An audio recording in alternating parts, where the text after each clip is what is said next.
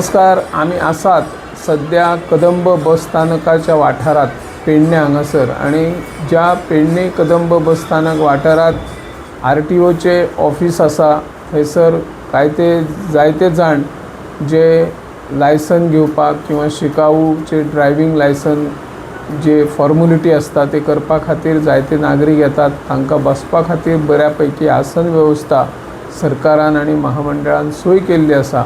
पूण हांगासर जर लक्ष मारलें जाल्यार कशा प्रकारची विश्टा घाण श्वनाय थंयसर न्हिजतात बसतात.